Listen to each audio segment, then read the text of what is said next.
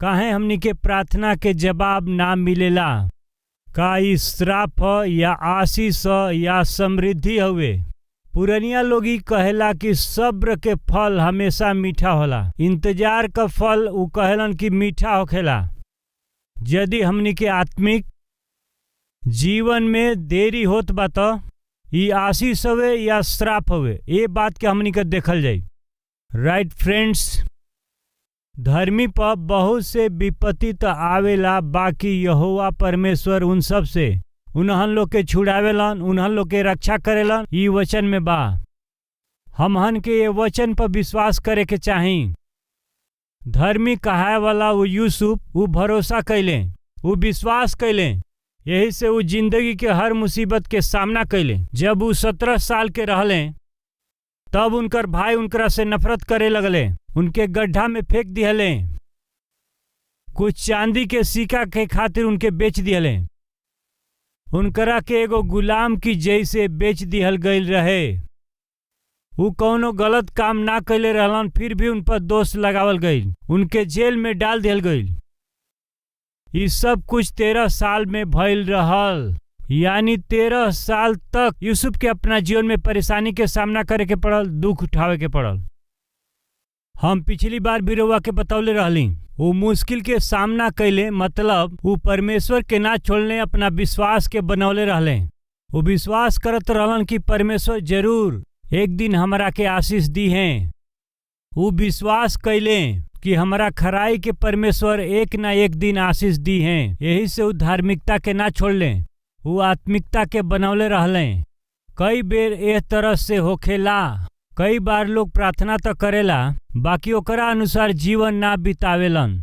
बस कुछ ही दिन या बस कुछ ही महीना तक परमेश्वर के इच्छा के अनुसार जीवन के बितावेलन, और जब प्रार्थना के जवाब ना आवेला तो फिर वो लोग निराश हो जालन। यदि रउआ निराश ना होखेली तब रउरी आस पास के जवन लोग बने उनकरा बात से आपके दुख देलन, निराश कर देवेलन।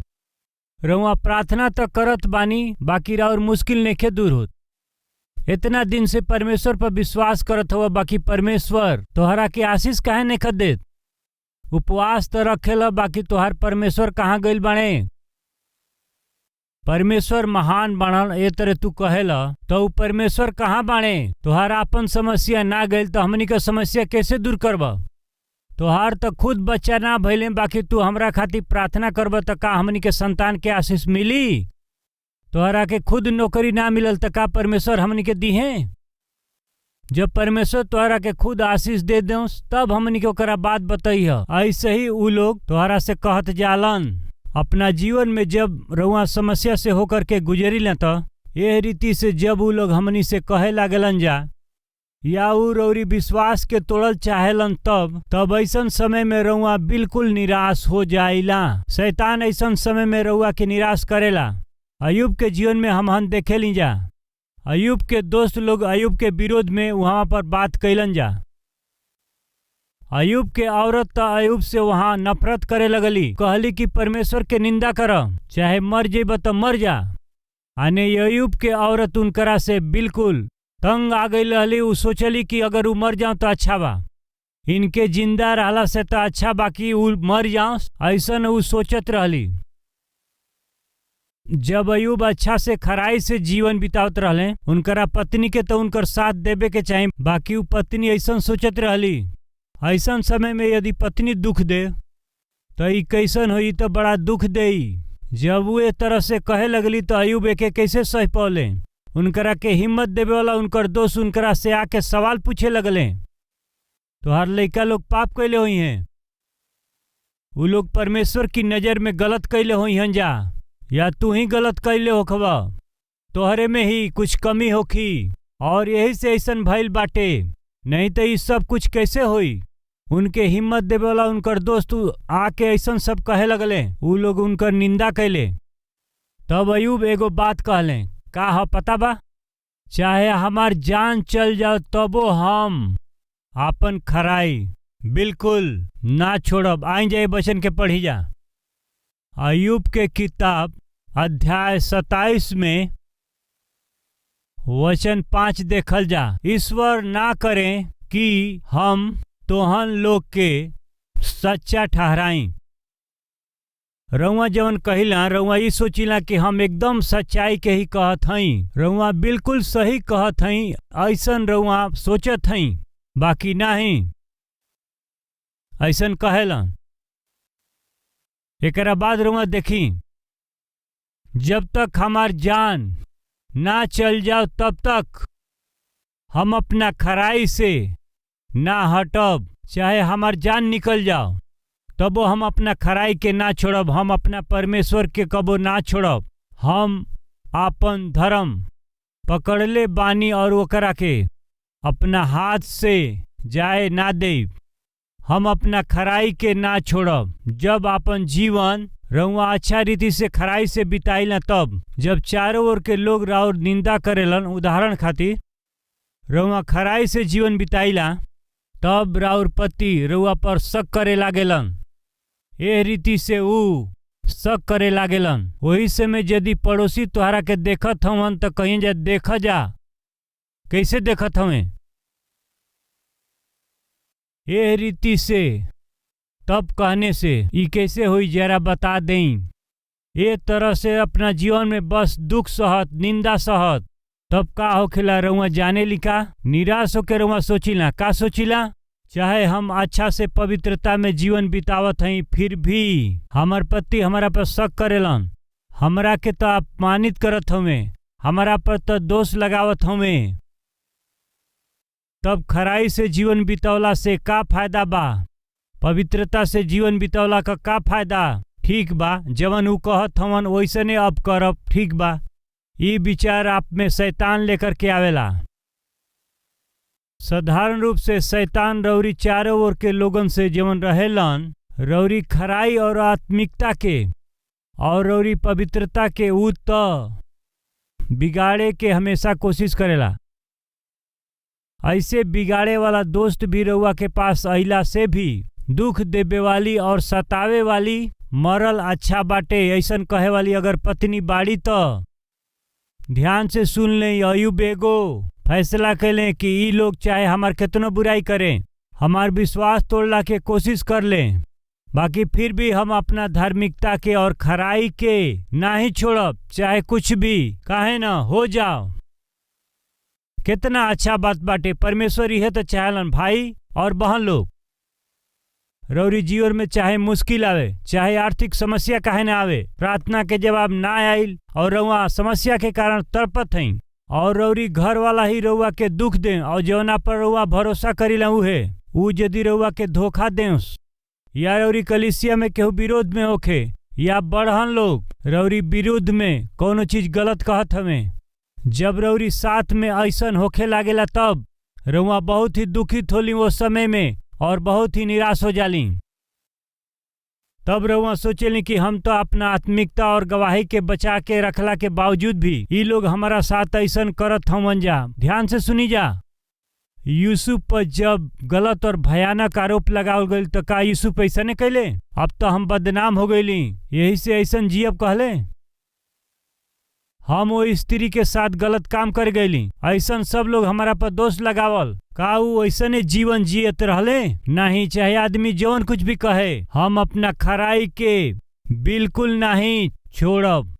हम परमेश्वर खातिर अच्छा से जीवन के बिताई। यही कारण से यूसुफ तो प्रधानमंत्री बन गईले और यही के कारण अयुब भी अपना जीवन में दुगना आशीष के पौले। और यही के कारण अयुब के बारे में यहाँ पवित्र बाइबिल में लिखल गईल बाटे कि यह बात बा, जानत हई, परमेश्वर जब तक उनके जवाब न दी हैं तब तक वो अपन खराई के ना छोड़ लें। परमेश्वर जब तक उनकरा के जवाब ना दिहले, आप अपना जिम्मेदारी के, अपना काम के और अपना बुलाहट के बिल्कुल मत छोड़ी। ध्यान से सुनी। एक दिन हम परमेश्वर से एगो वादा कैले रहली। हम सेवकाई शुरू कैले रहली। आर्थिक समस्या रहली स बहुत से अपमान और तकलीफ के सहे के पड़ल। ये सगरी परेशानी से और आर्थिक परेशानी से हम होके जात रहली। हम एगो परमेश्वर से बात कहली। का कहली पता बा? यदि रउआ सेवकाई में भाग लेत हई त या फिर रउआ सेवकाई करत हई त कृपया ये बात के रउआ ध्यान से सुनी। हम बस एगो बात कहली, प्रभु जी सेवकाई खातिर जौन पैसा चाही उ रउआ हमके देई, हमार हर एक आवश्यकता के पूरा करी।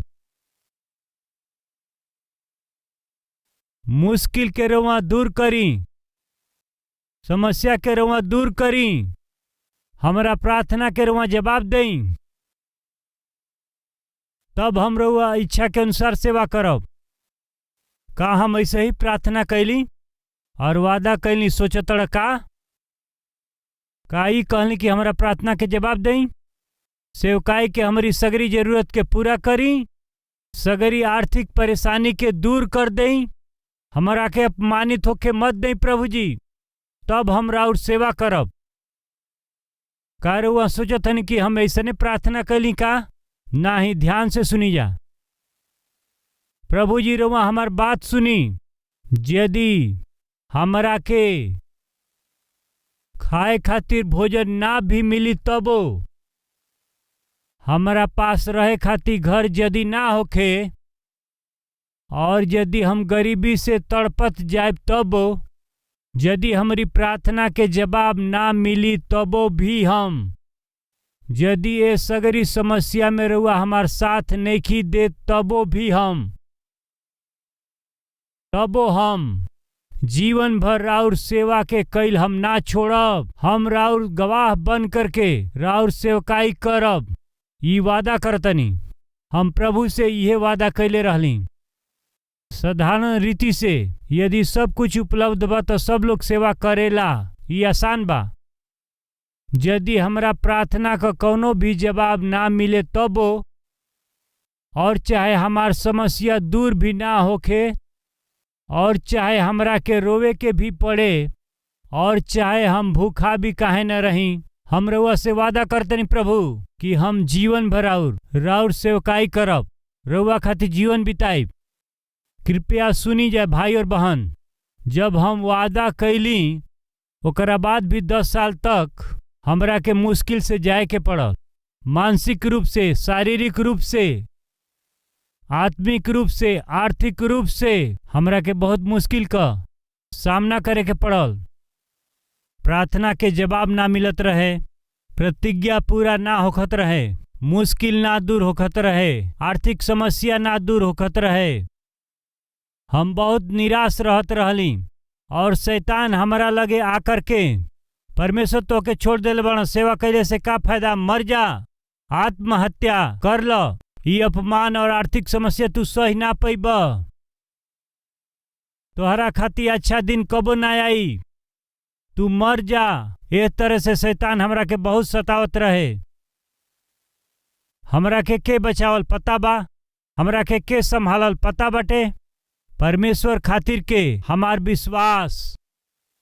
धर्मी लोग कबो केहू के सामने हाथ फैलौले या उनकर बच्चा लोग भीख मांगे ई कबो ना होई। ऐसे ही एगो भक्त कहले, हम विश्वास कैली परमेश्वर के वचन और उनकरा प्रतिज्ञा पर हम विश्वास कैली।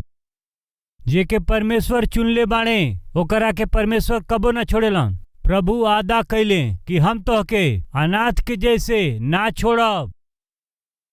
ऐसन प्रतिज्ञा कैलन तो कैसे हमनी के छोड़िहन बताई। शेर के जवन बच्चा बाणे ऊ शायद भूखा रह जाओस, बाकी जे लोग यहोवा परमेश्वर पर भरोसा करेला वो भूखा ना रही हैं। ये 10 साल तक हम बहुते बुरा परिस्थिति में से होकर के जब हम गुजरेली तो ओकरा बाद में एक दिन एगो सेवक हमरा से मिलने और हमसे मिल के वो हमसे कहे लगलन, भैया पहले तो रउआ बहुते दुबला पतला रहली, बाकी ए बीचा में रउआ मोटा हो गइल बानी। ऐसे वो हमसे मजाक में कहलन या कैसे कहलन हमके पता ना चलल। वो हमरा में बस का देख के कहलन हमके पता ना चलल ई कैसे कहलें। तब हम उनके का जवाब दिहली, का रउआ के पता बा बस पिछला कुछ साल से प्रभु हमरा के भूखा रखलन और हमसे सेवकाई करौलन, बाकी अब वो हमके पेट भर के भोजन देत हमें हमरा के सेवकाई में आगे बढ़ावत हवन। ध्यान से सुनी जा सेवक लोग, शायद आज रउआ के भूखा रहे के पड़ता। ई परीक्षा के समय बाटे। पहले हम भूखा रहली, शायद रउआ आज भूखा बाड़ी, हो सके कि भूखा होखी। सामान्य रूप से परीक्षा ऐसे होले, जब रउआ ऐसन परीक्षा में पास हो जाली तब ओकरा बात सुनी। परमेश्वर रउआ के सगरी दिहल प्रतिज्ञा के जवाब जरूर उ रउआ के दी हैं। पौलुस ई कहले, हम उन्नति के स्थिति में रहे हम जानत हई, और हम दीन होखला के स्थिति में रहे जानत हई। हर दशा में हम संतुष्ट रहल, भूखा रहल, घटल बढ़ल हम सीख लेले बानी। चाहे जौन भी परिस्थिति होके रउआ के आत्मिक जीवन खातिर तैयार होके के बा। और यही से अयुब यहाँ पर ये प्रकार कहले। अयुब के औरत कहली कि तू परमेश्वर के निंदा करा और मर जा। तब अयुब अपना पत्नी से कहलन, का हमनी का परमेश्वर से खाली सुख लेबे के? परमेश्वर के जरिए हमनी के खाली सुख ही लेबे के, हमनी के दुख भी लेबे के चाही। तू मूर्खता से बात मत कर। यानी अयुब ये दोनों खातिर तैयार रहले। प्रभु जब आशीष दिहन तो हम आशीष के अनुभव करब। अगर मुश्किल के अनुमति देस तो हम मुश्किल के सही लेब। जब आशीष पाएब तब आनंदित होखब, और जब फिर मुश्किल होखी तब का हम परमेश्वर के निंदा करब? ना, ऐसन हम तो कबो ना करब। हम ये दोनों खातिर के बस एक ही जैसे हम व्यवहार के करत रहब। हमार भाई लोग और बहन लोग, जब मुश्किल में होखिन जा, परेशानी में होखिन जा, तो का ये समय परमेश्वर हमने के आशीष दिहन? ऐसे राउर सवाल होखेला, उ रउआ के जरूर आशीष दी हैं। तो शायद रौरी मन में सवाल होखे, सबूत का बाटे? सतीश कुमार के गवाही ये बात के साबित करेले। निश्चय एक दिन परमेश्वर ऐसन परिस्थिति से भी, यानी एमे से ले जाके रउआ के बहुतायत से आशीष उ जरूर दी हैं। तो फिर देरी काहे होता? ही रउआ भलाई खातिर बाटे। देरी काहे करत हवन रउआ के उत्तम जवाब देवे खातिर के? तो फिर देरी काहे करत हवन रउआ के सबसे ऊंचा स्थान पर ले जाए खातिर? देरी भइल और रउआ के ऊंचा स्थान में लेके जाए खातिर दोनों में का कनेक्शन बाटे? जी हाँ, जरा गौर से सुनी। उत्पत्ति अध्याय 40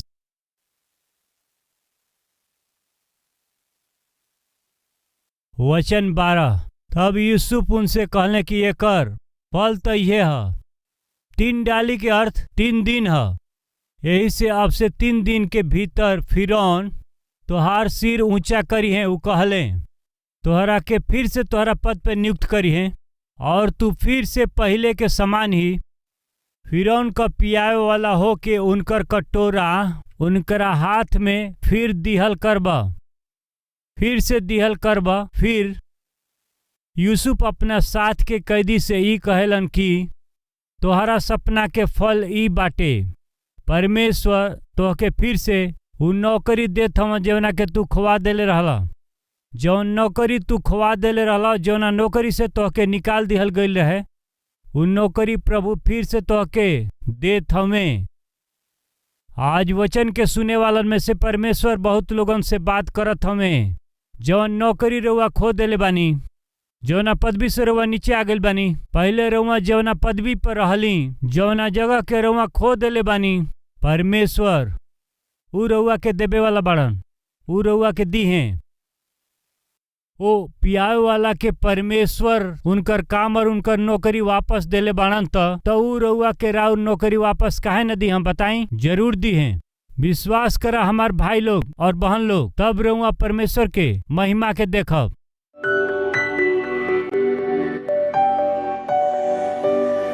महापवित्र सर्वशक्तिमान पिता, सबसे बात करे खातिर रउआ के धन्यवाद। प्रभु जी, रउआ कब हमनी के जीवन में हमन के आत्मिकता के परीक्षा ले हमनी के नहीं मालूम। एमा हमनी का असफल ना होके जा मदद करी। 13 साल तक परेशानी, कष्ट, दुख, मुसीबत झेल के यूसुफ अपना आत्मिक जीवन से ना हटले। वो ना चुकले अपनी आत्मिकता के खातिर और खराई खातिर और पवित्रता के विषय में और अपना गवाही के विषय में बहुत ही सावधानी से अपना आप के संभाल करके आत्मिक जीवन के आगे बढ़ावत विश्वास से और सहनशीलता से रौरी नियत समय के आशीष पावे खातिर आत्मिकता से इंतजार करत उ जवन सोचले ना रहलन वैसन आत्मिक आशीष उनकरा जीवन में आवे खातिर धीरज से प्राप्त कैले पिता। आज हम सबके जीवन खातिर राउर सबसे श्रेष्ठ उद्देश्य बा, राउर इच्छा बा। बाकी जल्दीबाजी के कारण ये लोग तो बस कदम उठावेलन और गलत फैसला करेलन। हमहन के गलत फैसला कैला से और अपना जीवन में जल्दीबाजी कैला से हमनी के बचाई। रउआ जवन समय नियुक्त कैले बानी सब लोग विश्वास से दिन होके रउरी उपस्थिति में प्रार्थना करे के सहायता करी। आज जवन लोग वचन सुन के अपना जीवन में दिन होके फैसला कैले बाने, रउआ इन्हन लोग के जीवन में बहुतायत से आशीष दें और इन्हन लोग के आत्मिक जीवन में बहुत ही बढ़ाई। इन्हन लोग के आशीष पावला तक इन्हन लोग के आत्मिकता के रउआ बचा के हमेशा रखी पिताजी। हे पिता, हमनी के देश के और हमनी के राज्य के हर एक समस्या से रउआ छुटकारा दें। यीशु के नाम से मांगत हैं पिताजी, आमीन। हमार पता बा Calvary, post box number 30, Kukatpally, Hyderabad 72।